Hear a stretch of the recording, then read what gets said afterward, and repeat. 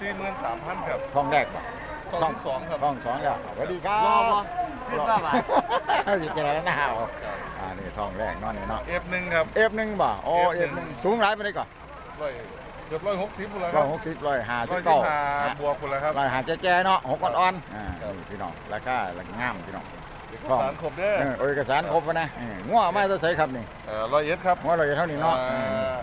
นี่พี่น้อง ตัว เอ เพิ่ ก น สา เป็ ร นลูกซูเปอร์เอ็กซ์ อ๋อเราเป็นลูกซุปเปอร์เอกแต่ผสมไปยังผสม จงอางไฟ7 เดือน จงอางไฟ7 เดือนพี่น้อง ครับ เท่าไดก่อน 43,000 เอาเบอร์โทรนะครับ43,093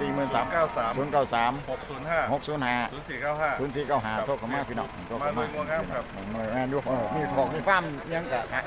ตัวนี้เบิดไปกะเช็คตัวไม้ได้เนาะเช็คตัวไม้หาตัวไม้พิจารณาตัวไม้งามกว่าเก่าก็ได้พี่น้องมึงส่งลูกส่งไล่กันมึงก็ได้พี่น้องก่อนสิซื้อสิขายกันได้เบอร์โทรแล้วมันบ่ยากหรอกพี่น้อง